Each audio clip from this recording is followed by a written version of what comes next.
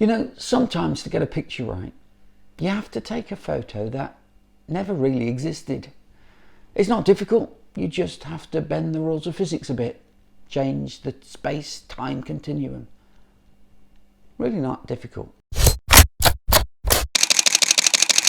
There are times as a photographer that you see a great photo, but you just don't have time to wait for it to happen. When you're faced with that scenario, what do? Well, essentially, I always think you've got two choices. You can manufacture the image, force it to happen, or you can walk away, miss the picture, and just get on with your day. Let's explain. Here's a photo I took this week. I'm really pleased with this one. So let's have a closer look at how it came about. Hey, I've just got down to Swanpool Beach, and behind me here, I don't know if you can see, you've got all those coloured huts, but can you see the gulls? The wind has brought all this seaweed in, and with it, it's brought all these gulls in here, look. And we've got these grey clouds above. It's a little bit windy, you might tell on the microphone. But what I'm going to try and do is see if we can capture a nice black and white picture with some atmosphere and some of those gulls sort of floating on the air up above and the waves crashing underneath. Whoa, it's windy. It looked like a great photo, except for one thing. The gulls were being very polite. They were taking it in turns, only 4 or 5 of them in the air at any one time. I knew that if I waited long enough, there'd probably be a moment when a load of gulls took to the air and I got that great photo with the air filled with birds. But I didn't have time to wait for that. I'm on vacation, so I'm not going to get the picture, right? Wrong. I can't let the facts get in the way of a good photo. I've got to use the camera to do some time bending. I decided to take 4 or 5 images of birds over the water in different positions and then put them together in post and create a great photo, but one that never actually existed. Let's have a look at how I did that. So here are the images, and they're taken on my iPhone. It's just an iPhone 8, and I've stood in the same area. Oh, there's my finger in that one. I've stood in the same area and caught birds flying at different positions. And so now I'm going to bung it into Photoshop. Here we go. We're in Photoshop, and I'm going to start taking the clone tool and taking birds from the other photos and putting them all onto one picture. And I love doing this when there's clouds in the background because it is so easy. All you've got to do is roughly match the tone of the cloud. Look, I'm using the top of that rock formation there so I can get an accurate idea of where these two pictures match together. Look, you can just see the edge of the picture there, but I'm not worried about that. I'm going to crop this image there, so that's okay. I've chosen one of the 4 images where we've got a good wave crash. It wasn't a particularly wavy day, but we got one good one, and I'm using that. And I'm painting the birds in, look, from the 4 different pictures. I'm putting them all on one. So I take that bird there. Not sure that looks good. Now let's take that out. Let's find a better position. Let's clone that over here. That's a better match, isn't it? And as you can see, I'm building the picture up onto one image. And I'm not making this up. Those birds were there literally seconds earlier. They were actually there. They were flying. They were doing exactly what they're doing on the picture. I've not just made it up. The only thing I've done is messed about with time a little bit because these pictures were taken across a 20 seconds span, but I'm just marrying them together to put them into literally 1 second. And as you can see, the clouds make it really, really easy because you can't see the cloning at all. You see how you just pick a nice tone of grey there, and you can even sweep the clouds from the other picture together. Look, like I've taken that off. Let's grab it back. We'll clone that one at the top there, but we'll put him in at the bottom there. Look at that.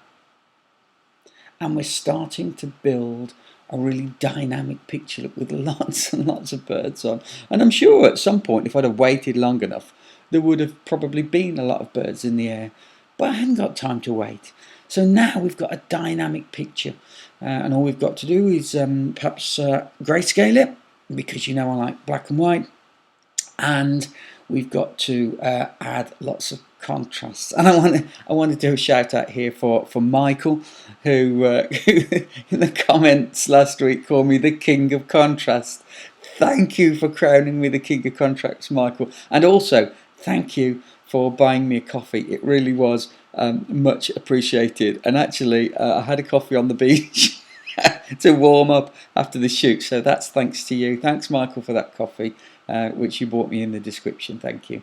And here's the king of contrast starting now.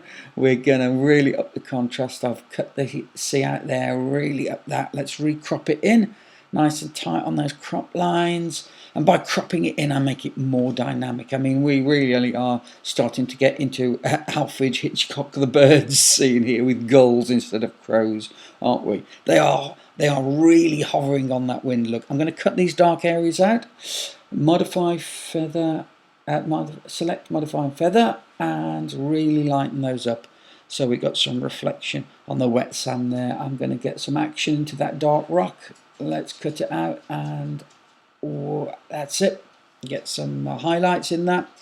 We'll just take the light areas, the sea here, and feather. There we go, take that down. And now we're starting to build. Now we take the sky down, look, and we're starting to build. I think that sky can go lower. I really do. I think we can get a real nice sort of almost stormy effect. And even though this picture is a summer picture, it's really got that sort of autumnal feel to it now, hasn't it? We had a cloudy day, and we didn't run away from the weather. We didn't say we couldn't take any pictures. We said we're going to work with what we have. That's it. Now really started to go, and I don't mind those birds, those birds in the foreground going silhouette. I don't mind that. I think it adds to the picture. Little recrop so that wave is coming right into the corner. That's it. So it's landing in the corner, and it feels like it's coming out towards the viewer. And I'm just going to put a few more highlights in there.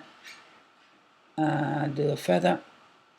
That's it, and just get the tones into the water in that wave there.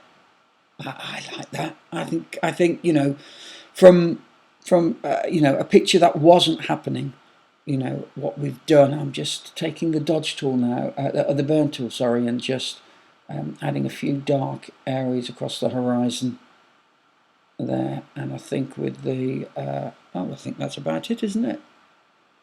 I'm just going to put a black line around this, a negative line. There we go. Make that black, and then let's go and put it onto white, a white piece of paper. I'll just dodge those light areas out. Putting the black on, often you can see where you need to add the white. That's much nicer. I'm going to go and make the canvas much bigger. Let's just add loads. It doesn't really matter what you put in because we're going to recrop it. And we'll get the crop tool. I'm going to crop it 16:9 so it's nice and perfectly on the screen for you to view here. 16:9, which is the format you're viewing the video in, so we can get it nice and big and get it into the middle. And that's our finished picture. I'm really pleased with that. Really pleased. Put a little sharpener on, because it was taken on the iPhone. Super. Really pleased. So the moral of the story is photography is more than just capturing real-time events. Sometimes all the ingredients are there and you just need to be the chef. You've got to put them together, be creative, adapt and overcome and create the picture. You've just got to make it happen.